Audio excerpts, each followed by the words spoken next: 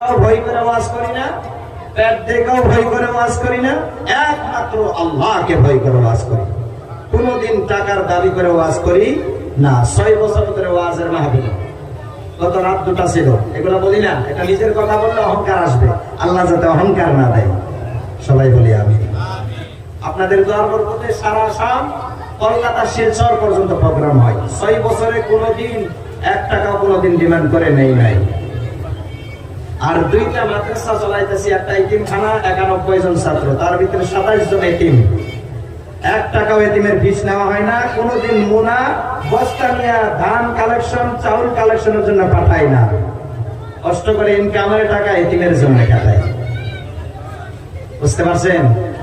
2 দিন না 3 দিন আগে আমার মাদ্রাসায় জলসা হয়ে গেল। 3 জন ছাত্র, আমার ছাত্র হাফিজে কোরআন হইল। সুবহানাল্লাহ বলবেন না? এগুলো কাজের ভিতরে আল্লাহ যাতে আমাদের সকলকে কায়েম দায়েম রাখে। সবাই বলি আমি। আসেন, নামাজ পড়লে নামাজ কবুল কিভাবে হবে? রোজা রাখলে কার রোজা কবুল হবে? হজ করলে কার হজ কবুল হবে? আসেন, আমার রাসূল বলেন, ওই ব্যক্তির নামাজ আল্লাহ কবুল করবে যে ব্যক্তি ঈমান আনার পরে মা বাবার খেদমত করে, আল্লাহর ইবাদত করে। আল্লাহ রাব্বুল আলামিন পবিত্র কালামুল্লাহ শরীফের ভিতরে, কোরআন শরীফের ভিতরে 15 নম্বর পারার ভিতরে আল্লাহ রাব্বুল আলামিন বলতেছেন, ওয়া ক্বাদা রাব্বুকা আল্লা তা'বুদু ইল্লা ইয়্যাহু ওয়া বিল ওয়ালিদাইনি ইহসানা। চিল্লাই বলেন সুবহানাল্লাহ। ইসটা কাহিনী কেমন না, তাফসীর করব, হাদিস কোরআন থেকে কিছুক্ষণ আলোচনা করব ইনশাআল্লাহ। আছেন তো? আল্লাহ রাব্বুল আলামিন বলেন, ওয়া ক্বাদা রাব্বুকা আল্লা তা'বুদু ইল্লা ইয়্যাহু ওয়া বিল ওয়ালিদাইনি ইহসানা। আল্লাহ রাব্বুল আলামিন বলেন, আল্লাহর ইবাদত ছাড়া কারো ইবাদত করা যাবে না। আল্লাহর ইবাদতের পরে ইল্লা ইয়্যাহু ওয়া বিল ওয়ালিদাইনি ইহসানা। আল্লাহ রাব্বুল আলামিন বলেন, হে পৃথিবীর মানুষ, তোমরা আমি আল্লাহকে সাজদা করো, আমি আল্লাহর ইবাদত করো। আমি আল্লাহর ইবাদতের পরে তোমরা তোমার মা বাবার সাথে ভালো ব্যবহার, ইহসান, মুহাব্বতের হইতে ব্যবহার করো, ইহসান করো। তোমার মা বাবার সাথে ভালো সলুক করো, ব্যবহার করো, মা বাবার খেদমত করো। তবে আমি আল্লাহর ইবাদত, আমি আল্লাহর যে ইবাদত করো, এই ইবাদতটা আমি গ্রহণ করে নিব। বলেন সুবহানাল্লাহ। এবার আসেন, মা বাবা কেমন বস্তু? আমি আয়াতে কারিমা তেলাওয়াত করেছি, কোরআন থেকে হাদিসের দিকে লিঙ্ক না নিলে আমরা পরিপূর্ণ বুঝবো না, বোঝাইতে পারবো না। এবার আল্লাহ রাব্বুল আলামিন যে বললেন, আল্লাহর ইবাদতের পরে মা বাবার ইহসানের কথা বললেন। কি মা বাবা কত বড় বস্তু, মার সম্মান কত, বাবার সম্মান কত। আসেন, আল্লাহর নবী বলেছে, as-salatu মিফতাহুল জান্নাহ, নামাজ হচ্ছে জান্নাতের চাবি। সাহাবায়ে কেরাম আরজ করলেন, ইয়া রাসূলুল্লাহ, ইয়া হাবিবাল্লাহ, নামাজ পড়লাম জান্নাতের চাবি পাইবো, কিন্তু জান্নাতটা কোন জায়গায় আছে ইয়া রাসূলুল্লাহ, আপনি বলে দেন। সুবহানাল্লাহ। মা বোনেরা শুনেন, যুবক মুরব্বী সবাই শুনেন, আমার নবী বললেন, as-সালাতু মিফতাহুল জান্নাহ, নামাজ হচ্ছে জান্নাতের চাবি। আমার নবী আরো বলছে, as-সালাতু ইমাদুদ্দিন, নামাজ হচ্ছে দ্বীনের সুতুন, দ্বীনের খুঁটি। কিন্তু জান্নাত কোন জায়গায়? আমার নবী বলেছেন, ইন্নাল জান্নাতা তাহতা আকদামিল উম্মাহাত। চিল্লাই বলেন না সুবহানাল্লাহ। আর জোরে বলেন সুবহানাল্লাহ। দুই হাত উঁচু করে বলেন, ইয়া রাসূলুল্লাহ। সুবহানাল্লাহ বললে কি লস হবে? একবার সুবহানাল্লাহ বলতেছেন, আপনার আমার জন্য জান্নাতের ভিতরে একটা করে খেজুরের গাছ লাগানো হইতেছে। সুবহানাল্লাহ। ও বড়ালী বাজারের মানুষ শোনো, এই মাহফিল থেকে যদি 100 বার সুবহানাল্লাহ বলে যেতে পারো, ঈমান আকীদা মজবুত করে, খোদার কসম করে বলি, হাশরের ময়দানে যখন আপনাকে আমাকে আল্লাহ জান্নাত দিবে, জান্নাতের এরিয়াটার ভিতরে বিড়ি কারা খাইছে? বিড়ি বিড়ি গন্ধ আইতেছে। যে বিড়ি খাইছেন একটু গুলি করে আসেন, বিড়ির গন্ধ আসলে এই মাত্র। আসেন পেয়ারা মুসলমান, আসেন। আল্লাহ রাব্বুল আলামিন কোরআন শরীফের ভিতরে বলেছেন, ইন্নাস সালাতা তানহা আনিল ফাহশাই ওয়াল মুনকার, নামাজ নিশ্চয়ই মানুষকে খারাপ কাজ থেকে বিরত রাখে। কিন্তু আজকাল কিছু নামাজি আছে নামাজ পড়ে আর বেশি বেশি খারাপ কাজ করে, করে কি করে না? নামাজ পড়ে সুদের ব্যবসা ছাড়তে পারে নাই, আসরা নাই। নামাজ পড়ে অন্য মুসলমানকে ঠকানো বাদ দেয় নাই। নামাজ পড়ে মানুষের সামনে তাসবিহ তেলাওয়াত করে, নিজের বাড়িতে মা বাবাকে ভাত দেয় না। ঠান্ডা দিন শীতের দিন নিজে বক্স পালনের ভিতরে দামি ব্ল্যাঙ্কেট নিয়ে, দুপাট্টা ব্ল্যাঙ্কেট নিয়ে, ফ্যামিলি নিয়ে, বিবি নিয়ে, সন্তান নিয়ে ঘুমায়। বুড়ি মা বুড়া মা, বুড়ি মা বুড়া বাবা ভাঙ্গা করে সুবাড়ির পাল্টার বিছানায় ঘুমায় থাকে, তার খবর নেই না।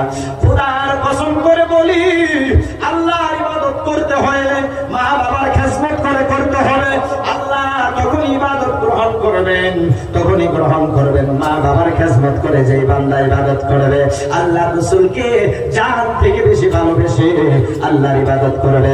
খোদার কসম করে বলি, ওই ব্যক্তির ইবাদত আল্লাহ রাব্বুল আলামিন গ্রহণ করবেন। বলেন সুবহানাল্লাহ।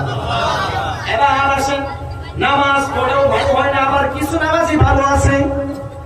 আল্লাহ বলতেছেন ইন্নাস সালাতা তানহা আনিল ফাহশাই ওয়াল মুনকার, নিশ্চয়ই নামাজ মানুষকে খারাপ কাজ থেকে বিরত রাখে।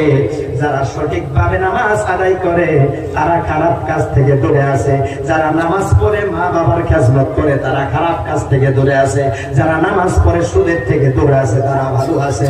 যারা নামাজ পড়ে ঘুষ খায় না, সুদ খায় না, গরিবের ঘাড় ধরে ধাক্কা দেয় না, তারা ঠিক আছে, তাদের নামাজ ঠিক আছে। যারা নামাজ পড়ে আল্লাহ রসুলকে খারাপ বলে না, আল্লাহ রসুলকে মরা বলে না, আল্লাহ রসুল শেষ হয়ে গেছে মরে গেছে এমন বলে না, নামাজও ঠিক আছে, নবীর ভালোবাসাও ঠিক, মা বাবার খেদমতও ঠিক আছে, ওই নামাজের নামাজ আল্লাহ রাব্বুল আলামিন কবুল করে নিবে। বলেন সুবহানাল্লাহ। ও নামাজি, ও নামাজি, কোরআন দিয়ে নামাজে পড়ো, সমাজ কেন গড় না। অনেক নামাজি আছে আমাদের ভিতরে, নামাজ কেনা, নামাজের রূপ ধইরা যারা নামাজের বদনাম করতেছে তাদের কথা বলতেছে। সঠিক নামাজের যারা নামাজি তারা সুদ খাইতে পারে না, সঠিক নামাজি যারা তারা ঘুষ খাইতে।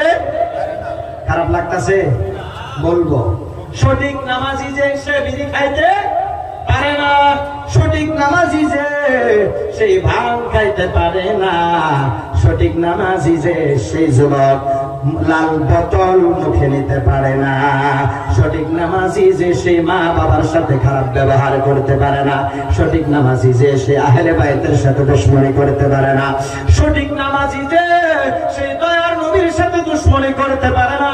আসেন, আল্লাহ রাব্বুল আলামিন পবিত্র কালামুল্লাহ শরীফের ভিতরে সূরা হুজুরাতের 2-3 আয়াতের ভিতরে তাফসীরে জালালাইন, তাফসীরে কানজুল ঈমান, তাফসীরে সিরাতুল জিনান, এই কিতাবগুলোর কথা আমি বললাম। কিতাব খুলবেন দেখবেন, আমার কিতাব খুলবেন দেখবেন 26 নম্বর পারা সূরা হুজুরাত 2-3 আয়াতের ভিতরে আল্লাহ বলতেছেন, ইয়া আইয়ুহাল্লাযীনা আমানু লা তারফাউ আসওয়াতাকুম ফাওকা সাওতিন নাবিয়্যি ওয়া লা তাজহারু লাহু বিল কওলি কাজাহরি বা'দিকুম লিবা'দিন আন তাহবাতা আ'মালুকুম ওয়া আনতুম লা তাশউরুন। চিল্লাই বলেন সুবহানাল্লাহ। প্যারা মুসলমান, আপনি যত বড় ইবাদতকারী হন, আমি যতই বড় ইবাদতকারী হই, আপনি যতই বড় ইবাদতকারী হন, আপনি অনেক বড় আলেম হয়ে গেছেন, হাফিজ, কারি, মাওলানা, মুফতি, মুহাদ্দিস, শেখুল হাদিস, পীর সাহেব, আপনি যত বড় ডিগ্রিধারী হন, ডক্টর, প্রফেসর, ইঞ্জিনিয়ার, আপনি আপনার কথায় পৃথিবীর মানুষ করতে পারে, বসতে পারে, এত ক্ষমতা হওয়ার পরও খোদার কসম আমার আল্লাহ বলে আমার রাসূলের শানে গুস্তাখি আমি আল্লাহ মেনে নেব না। আল্লাহ রাব্বুল আলামিন বলেন, ইয়া আইয়ুহাল্লাযীনা আমানু, এই ঈমানওয়ালা যারা আমি আল্লাহর উপর ঈমান এনেছো, আমার রাসূলের উপর ঈমান এনেছো, লা তারফাউ আসওয়াতাকুম ফাওকা সাওতিন নবী, তোমাদের আওয়াজ, তোমাদের কণ্ঠস্বর আমার নবীর আওয়াজের থেকে উচ্চ করিও না।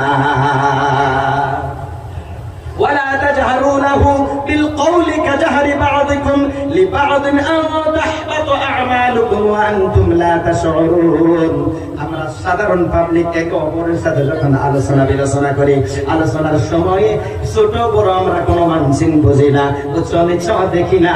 তাফসীরের ভিতরে বলা হয়েছে এইভাবে আমার নবীর সামনে যখন আলোচনা করবে এরকম সাধারণ ভাবে আমার নবীর সামনে আলোচনা করিও না।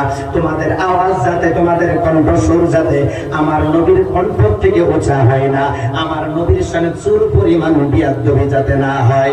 যদি আমার নবীর সামনে চুল পরিমাণ বিয়াদবি করো, আমি আল্লাহ ঘোষণা দিয়ে দিলাম আনতাহবাত আ'মালুকুম ওয়া আনতুম লা তাশউরুন। আল্লাহ বলতেছেন এখানে জমার সিগা ইউজ করা হয়েছে, উলামায়ে কেরাম বুঝতেছেন আনতাহবাত আ'মালাকুম বলা হয় নাই আ'মালুকুম, তোমার জীবনের সমস্ত আমল। আমালুকুম ওয়া আনতুম লা তাশউরুন, আমার নবীর শানে যদি চুল পরিমাণ বিয়াদবি করো, আল্লাহ বলেন তোমার জীবনের যত আমল আছে আমি আল্লাহ জয় করে দিব, ধ্বংস করে দিব, নষ্ট করে দিব। ওয়া আনতুম লা তাশউরুন, যা তুমি নিজেও টের পাবে না। বুঝতে পারছেন? আল্লাহ কোরআন তো আমি দেব না, আল্লাহ দিয়ে দিছে। আমি প্রথমে বলছি চ্যালেঞ্জ কে সাথ বল রাহা হু, চ্যালেঞ্জ কে সাথ প্রত্যেকটা কথা বলবো কোরআন এবং হাদিস থেকে ইনশাআল্লাহ। ইস্তাগাইতে আসি নাই, আর কাউকে ডরায়া কথা বলা আদত নাই। যদি ডর করতে হয় ইত্তাকুল্লাহ, আল্লাহকে ডর করবো। কথা বলেন ঠিক কিনা? আপনাকে কেউ মারবে? আরে মরবই তো একদিন, মরবো, কিন্তু আল্লাহ তার রাসূলের কথা মরবো। কথা বলেন ঠিক কিনা? হাতি মরলেও লাখ টাকা, বাঁচলেও লাখ টাকা, কিন্তু হাতি হইতে হবে। কি হাতি? হাতি কে? এই দুনিয়াবি হাতির কথা বলি না, যারা ইসলামের জন্য সব কিছু কুরবান করে দিয়েছে। শহীদ যারা, শহীদের বিষয়ে বলা হয়েছে হাশরের ময়দানে দুনিয়ার জমিনে যারা শহীদ হয়েছে, শহীদ হওয়ার পরে আল্লাহর কাছে তারা আরজু করে, আল্লাহ পৃথিবীর বুকে আমাকে আবার পাঠাও। আল্লাহ রাব্বুল আলামিন ফেরেশতার মাধ্যমে জবাব দেয়া দেয়, কেন কেন আবার পাঠাইতে বলে? ফেরেশতা শোনো, একটু খবর নাও, আমার বন্ধু তো, আমার বান্দা তো শহীদ হয়ে দুনিয়ার থেকে কবরে আসছে, আবার কেন দুনিয়ার জমিনে যাইতে চাই?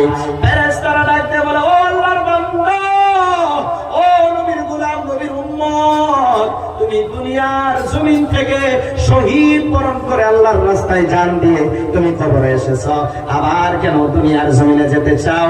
কিসের জন্য যেতে চাও? এই কথাটা একটু বলো। তখন ওই বান্দা, শহীদ বান্দা আওয়াজ দেয়া কয়, আমি আবার এই দুনিয়ার জমিনে যাইতে চাই, আল্লাহর প্রেমে, নবীর প্রেমে আরেকবার শহীদ হইতে চাই। বলেন সুবহানাল্লাহ। কিতাবের ভিতরে আছে যারা শহীদ, তাদের শহীদানের যখন নাকি যারা শহীদ হয় ইসলামের জন্য, জান দেয় নবীর জন্য, ওই সময়টা, যেই সময়টায় জান দেয় কতল হয়ে যায়, ওই সময়টাই খোদার কসম, ওই সময়টার ভিতরে যখন জান বের হয়ে যায়, ওই সময়টাই আল্লাহর নূর তারা দেখতে পায়। বলেন সুবহানাল্লাহ। প্রশ্ন করা হয়, কেন আবার শহীদের মজা চাকতে চাও, শাহাদার মজা চাকতে চাও? এর ভিতরে কি মজা পাইছো? শহীদ বান্দা বলে, আল্লাহ শহীদের সময় যেই টাইমে জানটা বের হয়ে যায়, আল্লাহ তোমার নূর আমরা দেখা ভালাই। বলেন সুবহানাল্লাহ। তো আর কি দেখেছো বান্দা?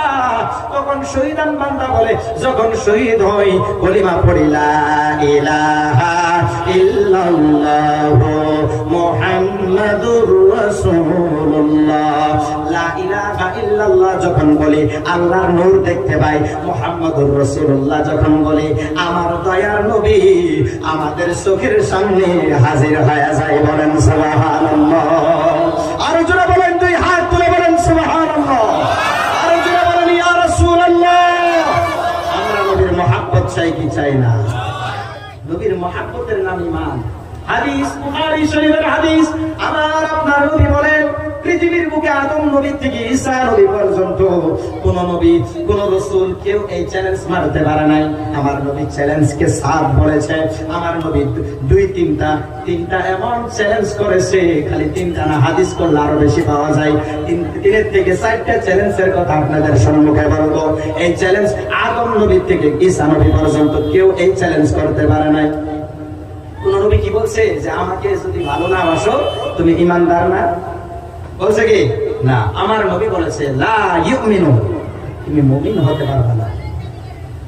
লা ইউমিনু আহাদুকুম হাত্তা আকুনা হাব্বা ইলাইহি মিন ওয়ালিদিহি ওয়া ওয়ালাদিহি ওয়ান নাসি আজমাইন। চিল্লাই বলেন সুবহানাল্লাহ। তুমি ততক্ষণ পর্যন্ত নিজেকে ঈমানদার বলে দাবি করতে পারবে না যতক্ষণ পর্যন্ত তোমার মা বাবার থেকে, তোমার ছেলে মেয়ের থেকে, এবং কি অন্যাস পৃথিবীর সমস্ত মানুষ থেকে, অন্যাসি আজমাইন। আল্লাহর বান্দা, আল্লাহর নবী ডাক দিয়ে বলে, ও উম্মত, তুমি ততক্ষণ পর্যন্ত নিজেকে ঈমানদার বলতে পারবা না যতক্ষণ পর্যন্ত তুমি নিজের থেকে, তোমার মা বাবার থেকে, তোমার ছেলে মেয়ের থেকে, পৃথিবীর সমস্ত মানুষ থেকে, সবচেয়ে দামি বস্তুর থেকে আমি রাসূলকে ভালোবাসতে না পারবা, ততক্ষণ পর্যন্ত নিজেকে ঈমানদার বলে দাবি করতে পারবা না। এই চ্যালেঞ্জটা একজন ব্যক্তি করেছেন, যিনি হচ্ছেন আল্লাহর বন্ধু, আমাদের দয়ার নবী, শাফিয়ে মাহশর, সাকিয়ে কাউসার নবী। যেই নবী জান্নাতে কদম লাগাইবে না একটা উম্মত জাহান্নামে থাকলে। সুবহানাল্লাহ বলেন। হাদিস রয়েছে বুখারী শরীফের ভিতরে, নোট করা হয়েছে আনোয়ারুল বায়ান। আনোয়ারুল বায়ান প্রথম খণ্ডের ভিতরে আমি পাইলাম আমার আপনার নবী কত আমাদেরকে মহব্বত করে, উম্মতকে কত ভালোবাসে। দেখেন হাশরের ময়দানে আমার আপনার নবীকে আল্লাহ রাব্বুল আলামিন মাকামে মাহমুদ প্রদান করবে। বলেন সুবহানাল্লাহ। আল্লাহ রাব্বুল আলামিন ঘোষণা অলরেডি দিয়ে দিয়েছেন। আল্লাহ বলেন 15 নম্বর পারার ভিতরে, কোরআন শরীফের ভিতরে আল্লাহ ঘোষণা দেয়, আল্লাহ বলে আসা আন ইয়াবআসাকা রাব্বুকা মাকামান মাহমুদা। চিল্লাই বলেন সুবহানাল্লাহ। দলিলি ওয়াজ ভালো লাগে না খারাপ লাগে? কার কার ভালো লাগে হাত তুলে সুবহানাল্লাহ বলতে হবে। আমি যে বারে বারে হাত তোলা আর সুবহানাল্লাহ বলাই এর বেনিফিট বুঝেন নাই? আমি প্রথমে বলে দিছি, একবার বলবেন একটা করে খেজুরের গাছ জান্নাতে পাবেন। সুবহানাল্লাহ। সাহাবায়ে কেরাম আরজ করে, ইয়া রাসূলুল্লাহ, যদি কোনো উম্মত 100 বার বলে, 100 না 1000 বার বললে 1000 খেজুরের গাছ পাবে। খালি খেজুরের গাছ তো না, খেজুর ভরা থাকবে। সুবহানাল্লাহ। স্বাদ কি রকম হবে? তো আরবের আজওয়া খেজুরের থেকে 70,000 গুণ বেশি স্বাদ হবে। সুবহানাল্লাহ। যতই খাবে ততই স্বাদ বাড়তে থাকবে, জান্নাতের স্বাদ কমে না। সুবহানাল্লাহ। ও যুবক, আরো সুন্দর কথা, তুমি মারা যাবে, কেউ বুড়া হয়ে মারা গেল, পুরুষ যখন মারা যাবে যদি ঈমানদার হতে পারে, প্রত্যেকটা পুরুষ চাহে বুড়া হয়ে মারা যাক, চাহে আধা বয়স, চাহে যুবক, চাহে ছোট, প্রত্যেকটা পুরুষকে আল্লাহ রাব্বুল আলামিন জান্নাতে যখন দিবেন, কেউ কালা থাকবে না, সুন্দর হয়ে যাবে। সুবহানাল্লাহ। কারো দাড়ি পাকা থাকবে না। সুবহানাল্লাহ বলেন। কেউ বুড়া থাকবে না, কেউ ল্যাংড়া থাকবে না, কেউ কানা থাকবে না। সব পুরুষকে, সব জেন্টসকে 33 বছর বয়স দিয়ে একদম টাটকা যুবক বানায় জান্নাতে পেশ করবে। সুবহানাল্লাহ। আর প্রত্যেকটা মহিলাকে, মহিলা যদি বুড়ি হয়েও মারা যায়, আধা বয়স এবং ছোট, তাদেরকে 23 বছরের যুবতী বানায় দিবে। কোনদিন 24 হবে না, 22 হবে না। সুবহানাল্লাহ। সব সুন্দর থাকবে, কেউ কালা বুসা থাকবে না, এক সমান। আর কেউ মরবে না, আজীবন জান্নাতের ভিতরে থাকবে। সুবহানাল্লাহ বলেন। জান্নাতের ভিতরে মওত নাই। যুবক কোনদিন 32 হবে না, 34 হবে না, ওইখানেই থাকবে। সুবহানাল্লাহ। আর কি পাবো? জান্নাতের ভিতরে কি কি পাবেন জানেন? দুধের ঝর্ণা পাবেন। সুবহানাল্লাহ। আজকাল তো আমরা গোয়ালের দুধ খাই, 2 নম্বরই হয়। আল্লাহ কোরআনে বলছে ওজনে কম দিও না, ঠকাও না আমার বান্দাকে। আল্লাহ কত মহব্বত করে বান্দাকে জানেন? আল্লাহ কোরআনে বলেন লাকাদ খালাকনাল ইনসানা ফি আহসানি তাকওয়িম। চিল্লাই বলেন সুবহানাল্লাহ। আল্লাহ কতটুকু ভালোবাসে জানেন? এটা আমি বলে শেষ করতে পারবো না। পৃথিবীর বুকে আপনার আপনজন কে কে আছে একটু বলেন তো? নিজের সন্তান আপন, মা বাবা আপন, বিবি আপন, আছে না নাই? আল্লাহর নবী বলেন পৃথিবীর বুকে আমার আল্লাহ এবং আল্লাহর রাসূল উম্মতকে কত ভালোবাসে, আল্লাহ বান্দাকে বান্দিকে কত ভালোবাসে। পৃথিবীর 1000 বিবির একজন বিবি একজন স্বামীকে কত মহব্বত করে, এমন 1000 বিবির মহব্বত এক